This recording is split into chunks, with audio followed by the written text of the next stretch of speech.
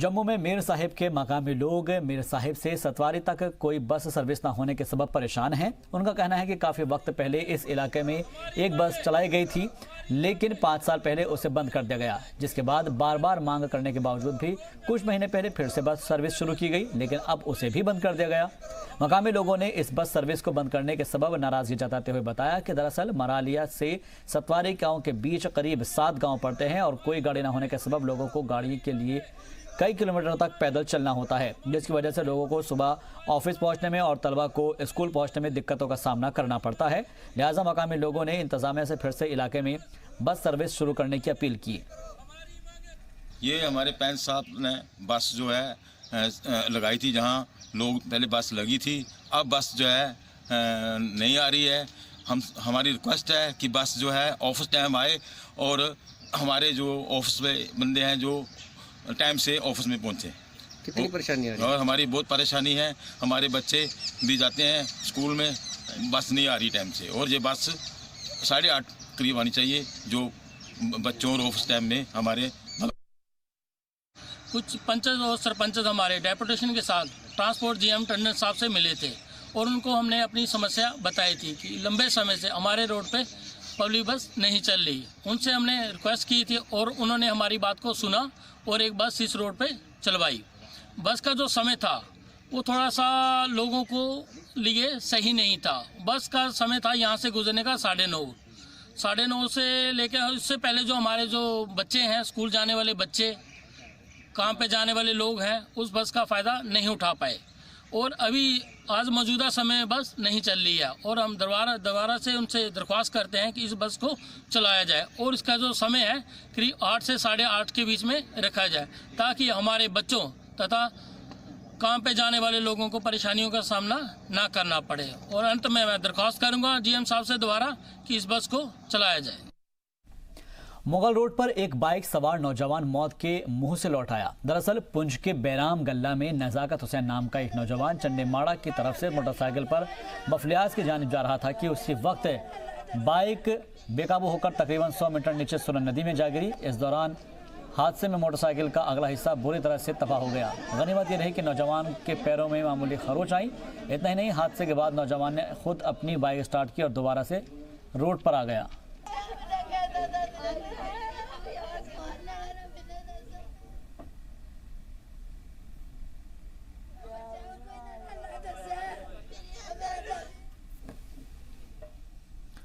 उधमपुर के दूर दराज के इलाके लाटी में किसानों के लिए जिला सतही मेले का इनेकाद किया गया, जहां पर आसपास के इलाके के हजारों किसानों और बागवानों को बेदार भी किया गया। इलाके के किसान मेले के लगाए जाने से बेहद खुश नजर आए।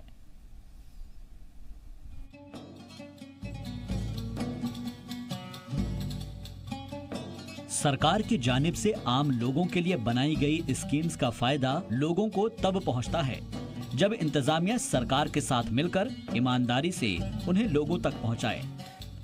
वजीर आजम नरेंद्र मोदी खुद कई मर्तबा 2022 तक किसानों की आमदनी दोगुनी करने का वादा कर चुके हैं। ऐसे में इंतजामिया ने भी कमर कस ली है और उनकी भी कोशिश है कि किसानों को उन हक जल्द से जल्द मिले। इसके लिए किसानों का बेदार होना बहुत जरूरी है। इसी सिलसिले में उधमपुर के दूर दराज के इलाके लाटी में एक मेगा किसान मेले का एहतमाम किया गया।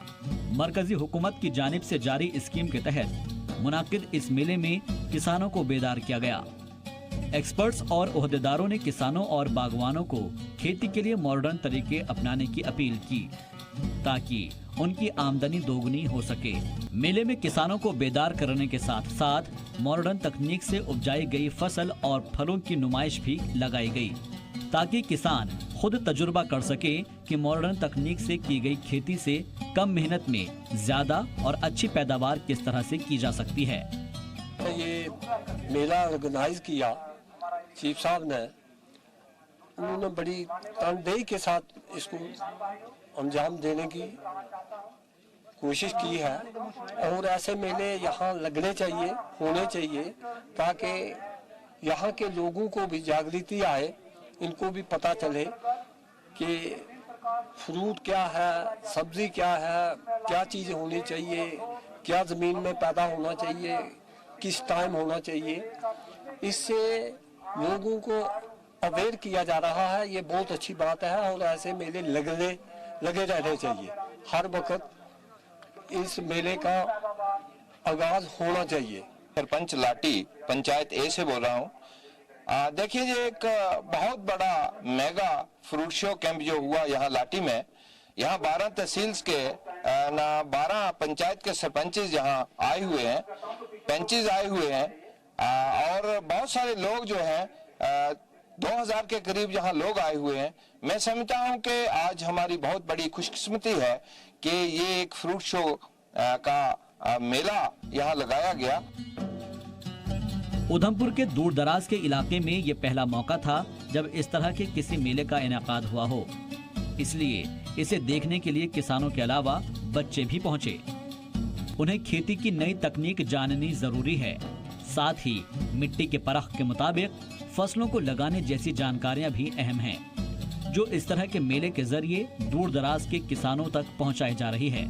इस तरह की पहल से किसानों को फायदा होगा और उनकी आमदनी में भी इजाफा होगा। ब्यूरो रिपोर्ट, जी सलाम। और चलिए अब आपको मिलवाते हैं 60 साल के हीरो से। एवलांच मैन के नाम से मशहूर मोहम्मद इलियास रिटायर होने के बावजूद भी रिटायर नहीं हुए हैं। हम ऐसा क्यों कह रहे हैं, आइए जानते हैं इस रिपोर्ट के जरिए। आदमी रिटायर मन से होता है, जिस्म से नहीं। हौसले बुलंद हो तो कोई भी काम मुश्किल नहीं होता। यही सबक मिलता है हिंदुस्तानी आर्मी के साबिक सूबेदार मोहम्मद इलियास से, जो फौज से रिटायर होने के बाद भी अपने साथियों और लोगों की जान बचा रहे हैं। फौज की जैकलाई यूनिट से रिटायर हुए सूबेदार मोहम्मद इलियास आज भी मुल्क की खिदमत करने से पीछे नहीं हट रहे। नौकरी के दौरान तो इस बहादुर शख्स ने फौज और जैकलाई का नाम रोशन किया ही, मगर अब रिटायर होने के बाद भी ये अपना काम जारी रखे हुए हैं। ये पैगाम देता है कि एक फौजी कभी छुट्टी पर नहीं रहता। नौकरी के दौरान इलियास को 2 आर्मी मेडल समेत 7 मेडल्स के साथ एजाज से नवाजा जा चुका है, जो उनकी हिम्मत और उनकी ड्यूटी के तई जज्बे को दिखाता है। तभी तो लेफ्टिनेंट जनरल KGS ढिल्लन उनकी तारीफ करते नहीं थक रहे। श्री जैकलाई के एक बहुत बहादुर ऑनररी कैप्टन साहब रिटायर हुए हैं, और इनकी जो स्पेशलिटी है वो है एवलांच में किसी को भी रेस्क्यू करने की काबिलियत। इनके 3 tenure high altitude warfare school में रह चुके हैं, ये 2 सेना मेडल ले चुके हैं, 5 बार चीफ ऑफ आर्मी स्टाफ साहब की कमेंडेशन कार्ड से इनको सम्मानित किया गया है। ये जैकलाई के बहुत बहादुर जवान हैं और ये तंगधार कुपवाड़ा से बिलोंग करते हैं। अभी हाल ही में रिटायर हुए हैं। रिटायर होने के बाद भी अभी जब तंगधार में एक अवलांच आया जिसमें कुछ जवान इंडियन आर्मी के फंस गए, तो इन्होंने रिटायर होने के बावजूद वहां पर आकर के जवानों को वहां से बचाने में मदद की और एक जवान को जिंदा निकालने में अपना कार्य इन्होंने वहां पे संपन्न किया। मैं अपनी तरफ से, इंडियन आर्मी की तरफ से सूबे major honorary captain Mohammad Ilyas साहब को, जो कि तंगधार से बिलोंग करते हैं, एक बहुत उम्दा कार्य के लिए, एक जान बचाने के लिए बहुत बहुत मुबारकबाद देता हूं, और ये हमारे असली हीरो हैं। मोहम्मद इलियास को एवलांच मैन के नाम से भी जाना जाता है। जहां भी कश्मीर में बर्फीली चोटियों पर एवलांच होता, इलियास को वहां मदद के लिए बुलाया जाता था। इलियास फौज से तो रिटायर हुए, लेकिन अपने फर्ज से नहीं। 3 दिसंबर को जब कुपवाड़ा जिले में LOC के पास तंगधार सेक्टर में हिंदुस्तानी फौज का ईगल पोस्ट एवलांच की जद में आया, तो उसके नीचे 4 आर्मी ऑफिसर दब गए। उस दौरान मोहम्मद इलियास फौजियों की मदद के लिए दौड़ पड़े और वहां फंसे 4 जवानों में से एक को जिंदा बचाने और बाकियों को बर्फ से बाहर निकालने में रेस्क्यू टीम की मदद की। वे इस काम में माहिर माने जाते हैं और बर्फ में दबे लोगों को बाहर निकालने और एवलांच के बाद रेस्क्यू करने के लिए स्पेशल ट्रेंड हैं। मोहम्मद इलियास ने कहा, मेरे पास स्पेशल ट्रेनिंग है, अगर किसी को उसका फायदा मिलता है तो मैं खुद को खुशकिस्मत समझता हूँ। किसी के पास कोई ट्रेनिंग हो तो उसका दूसरे को भी फायदा होना चाहिए। हौसले बुलंद हो तो कोई काम मुश्किल नहीं होता, काम करते रहो तो बुढ़ापा नहीं आता। रिटायर इंसान मन से होता है, जिस्म से नहीं। इस काम के लिए मोहम्मद इलियास को एक बार फिर से एजाज से नवाजा गया। बिलखुसूस जैकलाई का तहे दिल से शुक्रगुजार हूँ, जिन्होंने मुझे ट्रेनिंग दे के इस काबिल बनाया जो आज मैं इस स्थान पर हूँ। उसके बाद लेफ्टिनेंट जनरल डिलन साहब का बहुत बड़ा शुक्रगुजार हूँ जिन्होंने मुझे इस अवार्ड से नवाजा। और मेरा एक ही है कि सेना में रहकर हम लोग सबकी मदद करते हैं, और अगर हम लोग सिविल में भी जाकर सबकी मदद कर सकते हैं, अगर मदद करने का जज्बा हो। मेरा मानना है कि जब तक मैं या मेरे बाकी साथी शमशान घाट या कब्रिस्तान ना जाएं, तब तक इसी प्रकार से इंसानियत की मदद करें और कश्मीरियत की मदद करें। मोहम्मद इलियास जैसे कश्मीरियों की वतन परस्ती और मुल्क के लिए खिदमात का जज्बा हजारों नौजवानों के लिए मिसाल बन गया है। आज के कश्मीरी नौजवान मोहम्मद इलियास के तजुर्बे से काफी कुछ सीख सकते हैं। जी मीडिया के लिए श्रीनगर से खालिद हुसैन की रिपोर्ट। श्रीनगर में पूरे कश्मीर से हजारों की तादाद में अकीदतमंदों ने दस्तगीर साहिब मंदिर में दर्शन किए और शब के बाद पीर के रोज भी जियारत की। अकीदतमंदों ने दुआ करने के लिए रात भर मंदिर का दौरा किया। प्रार्थना के बाद कसर की तादाद में लोगों ने शिरकत की। इस दौरान दिल को छूने वाले नज़ारों को दिखाया गया। पुंछ में क्योंकि बहुत ज़्यादा स्कोप है एनिमल हस्बेंड्री का, और इसी को देखते हुए गवर्नमेंट ऑफ इंडिया की तरफ से जो आर्टिफिशियल इंसेमिनेशन का जो प्रोग्राम स्टार्ट किया गया उसको डिस्ट्रिक्ट पुंछ में भी पूरी जो है अहमियत दी जा रही है। इसमें हमने फर्स्ट फेज़ में 100 विलेजेस हमारे डिस्ट्रिक्ट पुंछ में चूज़ किए गए हैं, जहाँ पे 100% आर्टिफिशियल इंसेमिनेशन जो है वो फ्री ऑफ कॉस्ट किया जाएगा। और इसके लिए जो हमारे जो दूर दराज के एरियाज़ हैं उनके लिए जो क्रायो कैंस है वो प्रोवाइड की गई हैं, क्योंकि वहाँ पर हमारे दूर दूर से लोग क्योंकि नहीं ला सकते हैं अपनी गायों को भैंसों को वो डिस्ट्रिक्ट हेडक्वार्टर पे या फिर जहाँ पर हमारा जो नियरेस्ट जो सेंटर है एनिमल हस्बेंड्री का वहाँ पे नहीं ले जा सकते हैं, तो उनको उन तक पहुँचने के लिए क्रायो कैंस भी हमारे जो हमारा जो स्टाफ है उनको प्रोवाइड की गई है। इसके अलावा भी यहाँ पर काफ़ी सारी जो और भी वैरायटी जो गवर्नमेंट की तरफ से डिफरेंट इनिशिएटिव लिए गए हैं फार्मर्स की इनकम को डबल करने के लिए पिछले कुछ टाइम में, जिसमें इंट्रोडक्शन ऑफ डिफरेंट ब्रीड्स है जिनको पोल्ट्री के अलावा जैसे यहाँ पे टर्की और क्वेल्स और भी जहाँ पे मौजूद हैं जिनको हम धीरे धीरे करके गवर्नमेंट के थ्रू इंट्रोड्यूस किया जाएगा। श्रीनगर में पूरे कश्मीर से हजारों की तादाद में अकीदतमंदों ने दस्तगीर साहिब मंदिर के दर्शन किए और शब के बाद पीर को जियारत की। अकीदतमंदों ने दुआ करने के लिए रात भर मंदिर का दौरा किया। प्रार्थना के बाद कसीर तादाद में लोगों ने शिरकत की। इस दौरान दिल को छूने वाले नज़ारों को भी दिखाया गया। इसके अलावा साथ ही आपको बता दें कि सूफी संत हज़रत शेख सैयद अब्दुल कादिर जिलानी रहमतुल्लाह अलैह के उर्स में कसीर तादाद में लोग जुमे के दिन शिरकत करेंगे, जिसमें कन्यार और सराय बाला श्रीनगर के दस्तगीर साहब श्राइन के लोग शिरकत करेंगे। वाज़ेह हो कि ये उर्स 9 दिसंबर को शुरू होगा।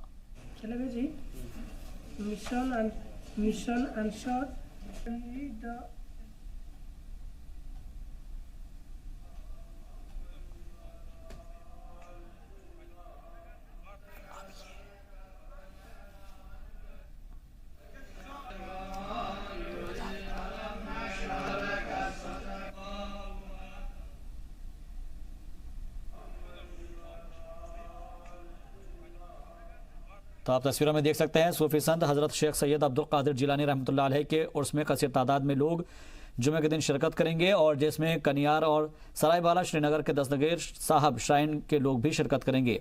आपको बता दें कि 9 दिसंबर से आज का इसका आगाज़ हो गया है और हज़ारों की तादाद में लोग पहुँच रहे हैं।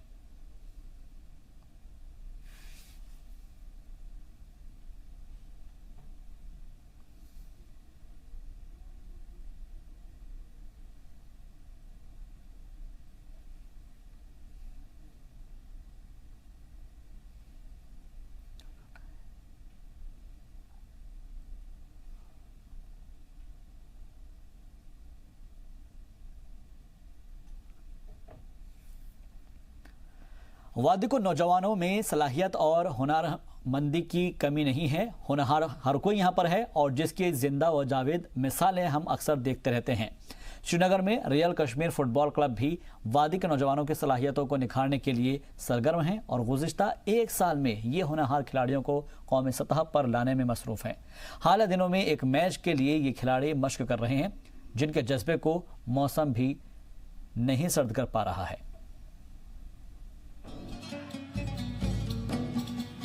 श्रीनगर में रियल कश्मीर फुटबॉल क्लब गुज़िश्ता 1 साल से जम्मू और कश्मीर के होनहार खिलाड़ियों की तलाश करके उन्हें कौमी सतह पर पहुंचाने में मसरूफ है। रियल कश्मीर एफसी की एक टीम गुज़िश्ता एक साल से सामने आई है, जिसमें कौमी सतह के खिलाड़ी भी शामिल हैं और इस क्लब से जुड़े हुए हैं। मौसम और सर्दी के बावजूद खिलाड़ी श्रीनगर के टीआरसी मैदान में खेल की मशक करते नजर आए। खिलाड़ियों ने मैदान में खूब मशक किया क्योंकि 12 दिसंबर से इसी मैदान पर एक मैच होने वाला है।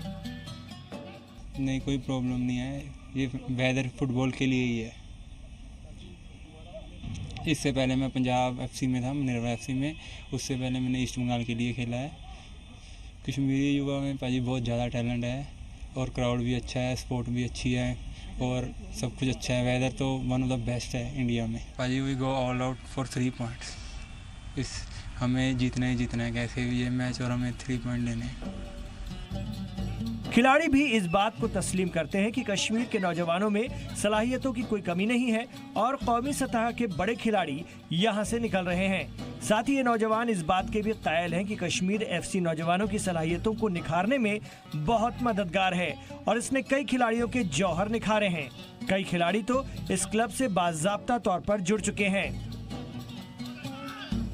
जी एक्चुअली हम आई थिंक ये हमारा 3rd सीज़न है, तो हम पिछले सीज़न में विंटर में हमारे होम मैच नहीं थे तो हम यूज़ टू इट है। और बाकी जो प्लेयर्स हैं हमारे तो वो भी अब यूज़ टू इट हो गए क्योंकि हम काफ़ी आई गेस 2-3 महीने से हम श्रीनगर में ट्रेनिंग कर रहे हैं, तो अभी यूज़ टू इट हो रहे हैं। तो हमारे लिए एक अच्छा एडवांटेज है वेदर हमारे लिए, जो कि ट्रैवलिंग टीम्स करेंगे क्योंकि मोस्ट ऑफ द इंडिया में है तो ऐसा टेम्परेचर कहीं नहीं रहता है। तो यहाँ आकर हमारे लिए एक अच्छी एडवांटेज है कि हमारा ऐसा कोल्ड वेदर है। रियल कश्मीर एफसी ने हालिया दिनों में मगरिबी बंगाल के साथ एक मैच खेला जिसमें उन्होंने बेहतरीन कारकर्दगी का मुजाहरा किया। इसके अलावा real Kashmir FC national level के कई मैच में हिस्सा ले चुके हैं, जिसमें खास तौर से कश्मीर के नौजवान खिलाड़ियों की काफी हौसला अफजाई होती है। अब 12 तारीख से होने वाले मैच के लिए खिलाड़ी तैयार हैं। 12 को जो परसों हमारा मैच है तो ओबियसली हम चाहते हैं कि हम ये मैच जो है जीते और यहाँ के लोग हमको जो सपोर्ट करने आएंगे उनके लिए जीते, थोड़ी सी खुशी उनको भी दे। तो हमारा यही होगा कि हम अच्छे से वो मैच जो है अच्छे से खेलें और इंशाल्लाह जो ऊपर वाले की मदद से हम वो वाला मैच जीतें। श्रीनगर में रियल कश्मीर फुटबॉल क्लब की एक कोशिश लायक सताइश है, जिससे मुल्क को कौमी सतह के खिलाड़ी मिलेंगे और वो मुल्क और कौम का नाम रोशन करेंगे। श्रीनगर से जी मीडिया के लिए फारूक वानी की रिपोर्ट। और इसी बीच बड़ी खबर का रुख कर रहे हैं। कठुआ के बनी तहसील के कनखोड़ गांव में 30 बच्चे बीमार हो गए हैं। सभी बच्चे पीलिया की जद में आ गए हैं। बच्चों के बीमार होने के बाद महकमा सेहत हरकत में आया है। 12 साल से कम उम्र के ये बच्चे बताए जा रहे हैं।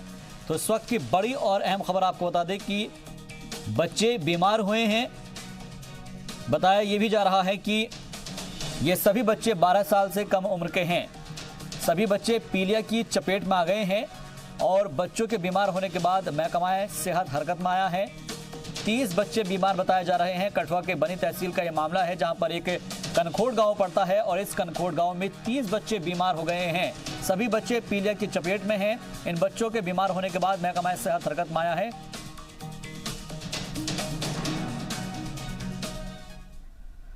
और अब वो खबर जो पाकिस्तान को भिखारिस्तान बना देगी। पाकिस्तान पर वो वक्त आने वाला है जब वो एक एक पाई के लिए तरस जाएगा, क्योंकि पाकिस्तान दहशत का रास्ता छोड़ने को तैयार नहीं है और पूरी दुनिया आतंकिस्तान को अलग थलग करने में लगी है। FATF में बैन होने से बचने के लिए पाकिस्तान ने एक बार फिर से झूठ बोला है, लेकिन बैन होने से पाकिस्तान को अब कोई नहीं बचा पाएगा।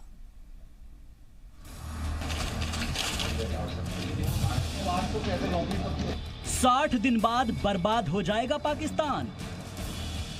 पेरिस में बेनकाब होगा आतंकिस्तान। पाकिस्तान पर ब्लैक लिस्ट की तलवार। दहशतगर्दी की परवरिश करने वाले पाकिस्तान के मजीद बुरे दिन जल्द ही शुरू होने वाले हैं। कंगाल पाकिस्तान पाई पाई के लिए तरस जाएगा। दहशतगर्दी पर दुनिया को गुमराह करने वाले इमरान खान नए साल में नई मुसीबतों से घिरने वाले हैं, क्योंकि अब पाकिस्तान को माफी नहीं मिलेगी। पाकिस्तान की हुकूमत ने 3 दिसंबर को फाइनेंशियल एक्शन टास्क फोर्स यानी FATF को अपनी आखिरी रिपोर्ट सौंप दी।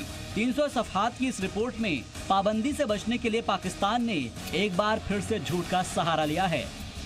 जराये के मुताबिक पाकिस्तान ने जो रिपोर्ट FATF को सौंपी है उसके मुताबिक पाकिस्तान ने कई झूठ बोले हैं। झूठ नंबर 1, पाकिस्तान ने मनी लॉन्ड्रिंग के खिलाफ कदम उठाए। झूठ नंबर 2, दहशतगर्दों को पैसा पहुंचाने वालों के खिलाफ कार्रवाई की। झूठ नंबर 3, दहशतगर्दों को रकम पहुंचाने वाले 700 मामलों की जांच। झूठ नंबर 4, दहशतगर्दों को पैसे देने वाले 170 लोगों को पकड़ा। झूठ नंबर 5, कई तंजीमों की 1000 से ज्यादा की इमलाक जब्त। पाकिस्तान के अंदर अभी भी एक फर्म रिजॉल्व नहीं है कि हमें टेररिज्म को काउंटर करना है या निकालना है। चाहे पाकिस्तान भी खुद आतंकी विचार से और आतंकी मिलिटेंसी से खुद सफर भी करता है, पर पाकिस्तान के अंदर एक कलेक्टिव विल जिसे कहा जाए अभी नहीं है कि हमें आतंक को निकालना है। पाकिस्तान दहशतगर्दी पर लगाम लगाने का सिर्फ ड्रामा कर रहा है। अक्टूबर में पाकिस्तान टेरर फंडिंग पर FATF की मीटिंग हुई। मनी लॉन्ड्रिंग के 27 मेयारात में से 22 पर पाकिस्तान खरा नहीं उतर पाया। FATF ने कहा था कि अगर पाकिस्तान फरवरी 2020 तक एक्शन प्लान पूरा नहीं करता है तो उसे ब्लैक लिस्ट में डाला जा सकता है। नई रिपोर्ट में पाकिस्तान ने FATF के बाकी बचे 22 सवालों का जवाब दे दिया है। पाकिस्तान फिलहाल ग्रे लिस्ट यानी वॉच लिस्ट में है और वो इससे बाहर आने की कोशिश करेगा। फरवरी 2020 में फ्रांस की राजधानी पेरिस में FATF की मीटिंग में पाकिस्तान पर आखिरी फैसला लिया जाएगा। पाकिस्तान के अवाम बहुत परेशान है क्योंकि उनकी आर्थिक स्थिति बहुत ख़राब हुई है। टमाटर, बेसिक चीज़ें जो खाने की हैं वो इतनी महंगी हो गई हैं। फॉरेन एक्सचेंज रिजर्व्स उनके बहुत नीचे आ गए हैं। दुनिया भर से उनको लोन लेना वर्ल्ड बैंक से लोन लेना पड़ता है। चाइना ने उनको पैसा दिया है, सऊदी अरबिया और मुस्लिम कंट्रीज़ ने उनको पैसा दिया है ताकि उनका जो कर्ज़ा उन्होंने ले रखा है तो उसका कम से कम वो किस्त वापस, इंटरेस्ट और किस्त वापस कर सके। पाकिस्तान के पास सिर्फ फरवरी तक की तो मोहलत है ही, लेकिन ये तय है कि पाकिस्तान अब बहुत लंबे वक्त तक नहीं बच पाएगा और बहुत जल्द कटोरा पाकिस्तान के हाथ में होगा। पाकिस्तान का बैंक किसी बैंक को, अमेरिका के बैंक को पे करेगा तो वो बैंक उसका पैसा एक्सेप्ट नहीं कर सकता, क्योंकि फाइनेंशियल एक्शन टास्क फोर्स ने कह दिया कि आप पाकिस्तानी बैंकों से पैसा नहीं लोगे क्योंकि वो पैसा गलत पैसा भी हो सकता है, किसी भी काम का पता नहीं।